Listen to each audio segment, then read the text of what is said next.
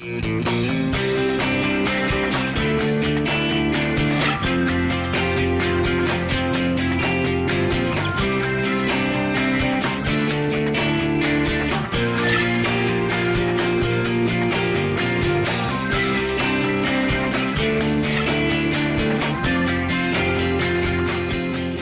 I'm Kristen Oates-White. And I'm Avery Davidson. Thank you for joining us for This Week in Louisiana Agriculture, the only TV show bringing Louisiana farmers and consumers together every week.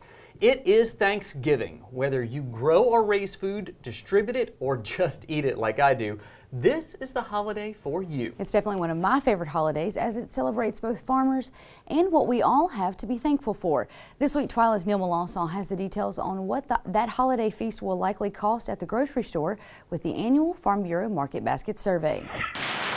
Calandro's in Baton Rouge has been getting ready for Thanksgiving for 77 years now, since they first opened up on River Road. Loyal customers come here to get ready for all the traditional favorites, but haven't forgotten some of the specialties from their first store on River Road, such as spinach madeleine. Unfortunately, Kraft has stopped making that recipe's main ingredient, garlic cheese loaf, but third generation's Blaze Calandro said they found a way to keep it going. So we started making them in the store. So if you're looking for the old school garlic cheese loaf, we've developed what we think is an even better recipe than Kraft's original, and you can come and buy them and they still look like the, loaf-sized cheese roll. Perfect for spinach madeleine and all the other River Road recipes and other things that have used that over the years. It's good news for Baton Rouge shoppers, but there's more good news for everyone in Louisiana. This year's Thanksgiving feast is going to be cheaper than last year, according to the American Farm Bureau. Each year, they put out a survey of holiday items, and this year's shows a healthy price drop.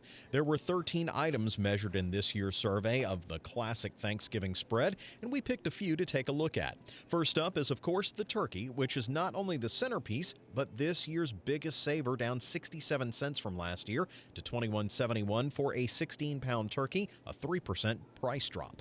Can't have Thanksgiving, though, without Louisiana sweet potatoes. They're down 13 cents this year for $3.39 for a 3-pound bag. Dinner rolls were down a penny to $2.25 for 12. That's way above what we're seeing in Louisiana, where they were about $1.10. Of course, you're going to want some pumpkin pie with that feast, and this year, unfortunately, you're going to have to pay a little more. The pie mix is up 12 cents to $3.33 for 30 ounces. 2 pie shells will run you $2.47, up 2 pennies this year. Milk to go with that pie, though, is down 7 cents to $2.92 a gallon. Fresh cranberries are higher this year. One of the biggest jumps at 22 cents to $2.65 for 12 ounces. Whipped cream on top comes without the change, steady at $2.08 for a half pint. And finally, my personal favorite, the stuffing. That's up 6 cents for $2.87 for a 14-ounce package. I'll definitely spot Mom the change this year. The grand total is $48.90 for that Thanksgiving feast, down about 1% from 2017's $49.12. Now, as I mentioned, our Louisiana Farm Bureau Women's Leadership Committee, who did Louisiana's part for the survey, found some incredible deals, and their survey got $36.32 for their items. Louisiana's abundance and variety of crops makes things a bit cheaper here.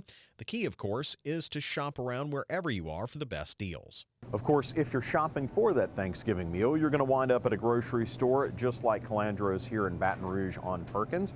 And Blaze Calandro says there is an optimal time for coming into the grocery store to get ready for the big day. If you're not picking up perishable items and you can make a trip early to kind of fill out all your dry goods, coming in now to, maybe a few days, 3-4 days before is always a good idea, because it starts to become a madhouse in here a couple of days before Thanksgiving. But, if it comes to it, and your turkey is going to be frozen, so don't forget, you got to have time to be able to thaw it out. Also, don't forget in this holiday rush to thank a farmer for this year's holiday feast and every meal, as we enjoy the safest, most abundant, and most affordable food supply in the world. For This Week in Louisiana Agriculture, I'm Neil Melanson. Calandro's has 2 locations in Baton Rouge, one on Perkins Road and the other on Government Street. We'll post where you can find those locations, plus the results of the Market Basket Survey on our website at twilatv.org. While many of you are cursing the cold weather that's coming through this week, citrus growers in Plaquemine Parish are thankful. That's because it's not until the first cold snap that satsumas and kumquats get their nice, beautiful orange color. It's a color Louisiana Farm Bureau members can have delivered to their parish and even grow in their own backyards. A drive through Patrick Becknell's Satsuma Orchard south of Belle Chase in Plaquemines Parish shows an obvious problem. It's been raining a lot. This growing season was wet. If I could sum it up in one word, just wet. But yet everything came into, where it should be to make a nice batch of fruit. I had a good bloom. I had no problems with anything, any fungus, anything like that. And you can see it makes an absolutely beautiful crop of fruit and plenty of it. Workers are picking that beautiful crop, clipping each Satsuma, putting them on a cart so they can be washed and sorted. It's a bountiful crop. It's a big crop, and we're excited about making those available to our members this year. Wendell Miley is the coordinator for the Louisiana Farm Bureau Holiday Shop. It's a service to Farm Bureau members where they can order seasonal specialties and have them delivered to their parish Farm Bureau office. This is blood, sweat, and tears to try and get this tree to the size that it is and to also produce a quality looking crop like you see on the trees. And really, I guess just the hard work that goes into it, and that's what you really appreciate. In years past, the Louisiana Farm Bureau members could only get these Satsumas in 40-pound boxes. That's changing. We've always had the complaint about, that's just too much fruit, I can't eat it all. So Patrick has offered a 5-pound box that we can make available to our members, and we think that's going to go over extremely well. And if you want to grow the fruit yourself, the Louisiana Farm Bureau Holiday Shop can help with that too. We're going to offer about 7 different varieties of trees. It's going to be Satsumas, lemons, figs, tangerines, and when you get the order form, you can see what else is available to you. For Becknell, this relationship with the Louisiana Farm Bureau is lifelong. I've always had a strong connection with Farm Bureau since I was a little kid. My dad used to take me to board meetings, and I've been always around the Christmas program, and I love doing it. And I love that satisfaction of when people call me and say, hey man, I got your tree or your piece of fruit from the Christmas program. It was the best I've ever had. What do you do different? And that's the kind of stuff that for me, I just enjoy being able to give back to an organization that I truly believe in. I really don't know how Patrick Becknell makes a profit when we visit because we eat so many of the Satsumas off the trees. To learn more about the Louisiana Farm Bureau Holiday Shop or to place your order, visit our website at twilatv.org. Well, Plaquemine Parish isn't the only place in the state that grows citrus. LSU Ag Center reporter Craig Gautreaux brings us to Houma, where one citrus grower has weathered all sorts of difficulties to keep producing this sweet crop. Citrus trees are now showing hints of orange as fruit ripens on the tree. The traditional Louisiana citrus season has begun, and it is expected to last for at least 3 months. This season, it's just kicking off. The Satsumas are coming in. The neighbors are going to be coming in, so they'll have citrus till probably the end of January, 1st of February. Last year's severe winter damaged many citrus trees, and the number of growers in the state has been declining. Terry Breaux, a grower in Terrebonne Parish, lost nearly a third of his trees last year, but he is determined to remain in business. Hopefully, what we have now will be enough to generate enough income so I'm looking at planting about 200 or 300 more trees. Breaux is one of the last major producers left in the area. Freezes, hurricanes, and the hard work involved with citrus have fueled the decline. It is labor intense. You have to have the desire to do this. You really do. And I don't think people have the desire to do this like 20 years ago. Breaux has a good crop of Satsumas and navel oranges. He believes his navels are sweet enough now to pick, but he's waiting for them to get even sweeter. Consumers should start to see navels around Thanksgiving. Many homeowners have planted their own citrus trees, which allows them to enjoy fresh fruit. Joffrion says homeowners should leave the ground bare underneath the tree to help radiate heat for freeze protection and should not leave large amounts of fruit on the tree. They'll have a Satsuma tree with 500 Satsumas on it. And you really don't want to leave all that on there. That fruit needs to be taken off because it's expanding, using the energy for that tree to produce. So if you're a fan of citrus, take advantage of tree-ripened fruit now. With the LSU Ag Center, this is Craig Gautreaux reporting. Satsumas and navel oranges are the two most popular citrus fruits grown and represent nearly 98% of the commercial crop in Louisiana. Coming up after the break, we have a brand new Feasting on Agriculture. This week, AJ Sabine takes us to the brand new Shoji in Baton Rouge, so get your forks and knives ready when we come back.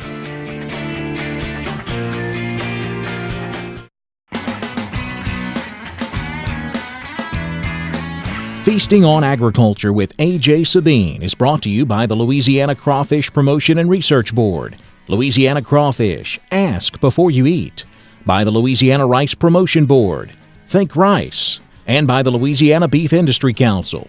Beef, it's what's for dinner. Hey there, folks. I'm AJ Sabine, and welcome to Feasting on Agriculture. Folks, it's November, and baby, it's cold outside. So, I need to warm up over some Louisiana rice at the only place that serves authentic modern Asian. That place is Shoji!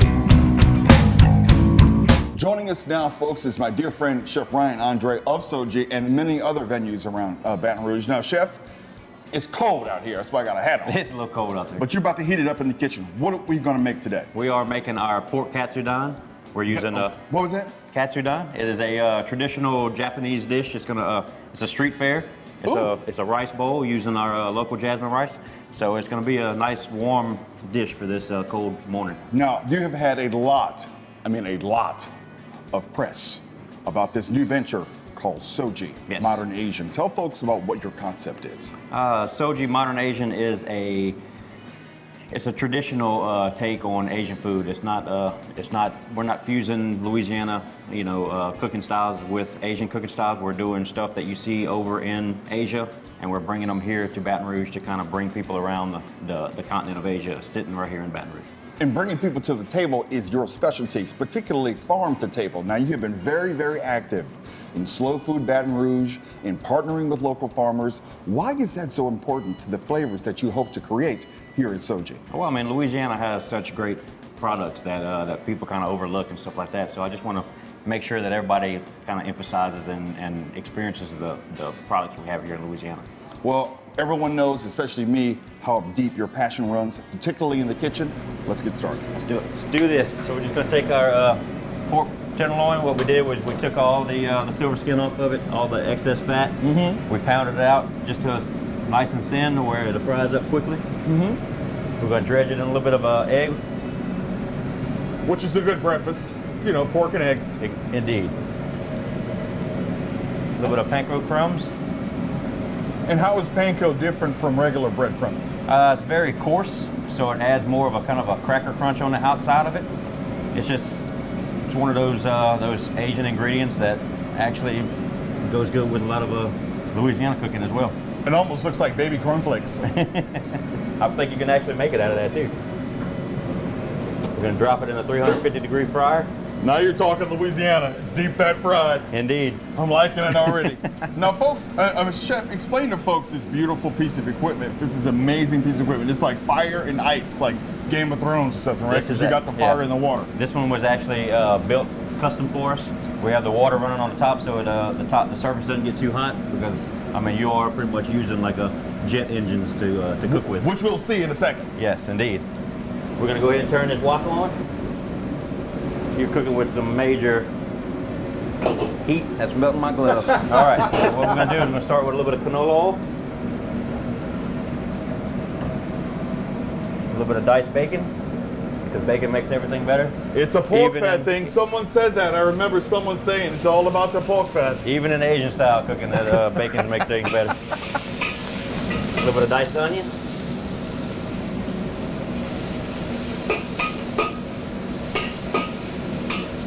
As you can see, this thing doesn't take long at all to cook.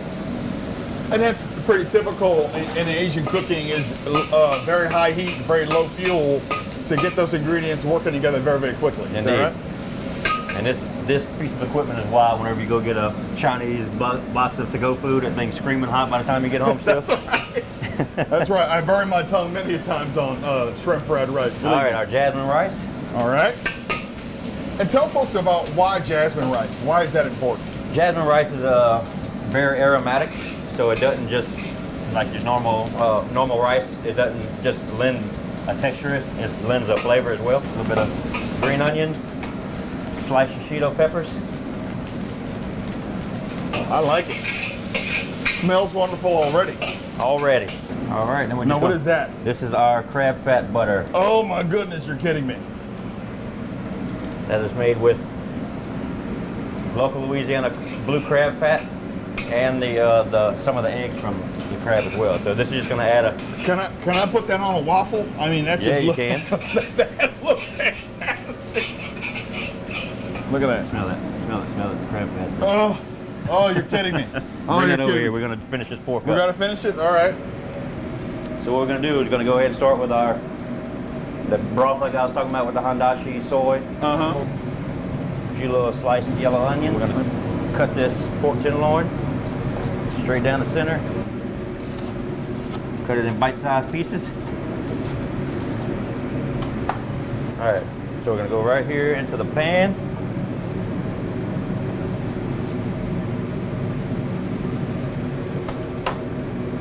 We're gonna put a little bit of a scrambled egg on top. Oh my goodness. A little bit more sliced Cheetos. And then Well, Chef, I didn't know we were making breakfast. I would have worn my bedroom slippers. I mean, my it's goodness. almost a brunch dish right here. I love it. And then we're just gonna put a lid on top. We're gonna let that steam. Just gonna finish cooking the egg. Awesome. I cannot wait to taste it. And Chef, when we come back, folks, Chef Ryan and Andre are gonna plate up these wonderful dishes. And also, you've got a special cocktail that goes perfectly with this dish, right? Indeed. All right, folks, stick around. We'll be right back.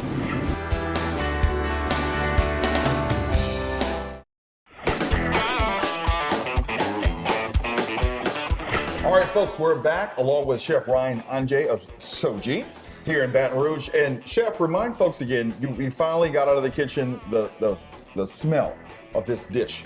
Absolutely amazing. A triumph, if you will. But now, it's the most wonderful time of the segment. Yes. All right. Thank you, I appreciate it. It's time to eat. So tell folks again what we prepared. This is our pork tenderloin katsudon. It is dredged in panko breadcrumbs, deep fried. We slice it up. We put it into a broth with using soy and handashi. And we also have a crab fat rice using our supreme jasmine white rice from Louisiana. Right there, man. Shy, I'm about to dive into this here meat. So you say in Asia, countries like Vietnam and China, you just lift the bowl up to your face. So do I have your permission, Chef? Hey, you got my permission, man. All That's right. your bowl right now. Okay, good, because I'm gonna be like cool in the gang and get down on it. All right. All right, now you got this wonderful Louisiana rice that we saw you prepare. I'm trying to grab all of this, but I can't do this and talk at the same time. You don't need to talk, go ahead. Good. Your facial expression is gonna say everything. Good. In the meantime, tell folks where they can find your wonderful restaurant. We are at 5050 Government Street, almost to downtown Baton Rouge. We are right by Foster Drive, so you can't miss us with the nice neon pink signs everywhere. Hold the phone. Hold the phone. Give me one, Ken. Give me your X. No. This is absolutely amazing. Good breakfast food right now. Oh, it's like really good. Well, thank you. I appreciate it. Really, really good. And also, you've prepared a cocktail to go with this wonderful dish. Tell folks what that is. This is one of our beverage director, Lane Primo's signature cocktails. This is a Basil Gardens. It's made with gin, pineapple juice, a little bit of fresh Thai basil, a little pinch of Szechuan peppercorn on top. So it kind of complements this dish really well. I'm gonna go and go on a limb here and just try this. And of course you get the nice metal straw so it's cold the whole time it goes down. Oh, this is wonderful. You really can taste the basil underneath, which supports all of the fatty unctuousness. You know what I mean? Absolutely great. Well, folks, I've told you it once, I've told you 1,000 times, Chef Andre supports agriculture, he supports good flavors, and he also supports me by letting me eat this wonderful bowl of food. If you folks at home want more information about Chef Ryan Andre, Shoji, or Louisiana Rice, you can always log on to our website at twilatv.org. On behalf of Chef Ryan Andre, myself, Stuart Poulton, Feasting on Agriculture, thank you so much for tuning in. We'll see you next time. That's cool. Feasting on Agriculture with A.J. Sabine was brought to you by the Louisiana Crawfish Promotion and Research Board, Louisiana Crawfish, Ask Before You Eat, by the Louisiana Rice Promotion Board, Think Rice, and by the Louisiana Beef Industry Council. Beef, it's what's for dinner. So normally we end the show with a little boost that we snag off the internet to leave you in a good mood. But today we're going to use this opportunity to show respect to someone who stood or sat in this very spot many times years ago. Don Molino from the Voice of Louisiana Agriculture Radio Network joins us now. And the reason why we wanted to bring this man right here to the set again is because the National Association of Farm Broadcasters named Don the 2018 Farm Broadcaster of the Year. Congratulations, Don. Well, thank you, Avery. I appreciate that very much. It was scary. It was unexpected. It was unbelievable. I still don't think I remember walking from the table at the luncheon to the podium to accept the award. I was in a state of shock. Well, you shouldn't be. I mean, you've had quite the career in broadcasting overall, but also in agricultural broadcasting. Kind of tell me about what led you to this point in your career. I mean, because you don't become Farm Broadcaster of the Year overnight. I'll tell you what led me to it. the late and great Reg Wallace. The Farm Bureau convention one year was in Honolulu, and he called me up and said, look, I don't really want to do all these radio programs from Honolulu. Would you do them for me while I'm gone? I got hooked. And it's been downhill ever since. It's been a great ride. It's been, 32 years now that I've been doing farm broadcasting. Meet some of the greatest people in the world, especially in Louisiana. You can't ask for nicer people that do something every day that's going to help all of us in our lives. And more people need to realize that, and that's what farm broadcasting is all about. And television farm broadcasting, to tell people this is important. You need to know about this. You need to know the truth. Groceries don't come from the Backer Kroger. They come from a farm field. And not enough people know that. Well, I'll tell you, farmers across the state know your name and know your voice. And my husband, for one, when he first met you at the Farm Bureau Convention, I'll never forget, he said, is that Don Molino? The Don Molino on the radio? He said, can I meet him? And he was so excited. So what's the main thing that you want everybody who's listening to these farm reports to remember? To remember that farming is vital to Louisiana and the country. It's something that is going to become more important as the years go on, because agriculture is what we all need. Someone once said, you know, once a year you're going to need a doctor, once in your lifetime you need an undertaker, but every day you need a farmer 3 times a day. And that's something that not enough people realize that we've got to keep telling people. We've got to tell them what the cost of soybeans is, how much it costs to grow an acre of soybeans. There's just so much and so little time to do it. But I have no intention to stop trying anyway. Well, you do a great job at it, Don. Well, thank you, sir. So much for continuing to serve Louisiana's farmers and ranchers as you do, and I look forward to hearing your reports. What, tomorrow? Tomorrow morning. Yeah. Tomorrow morning. Bright and early. Thank you very much, Don Molino.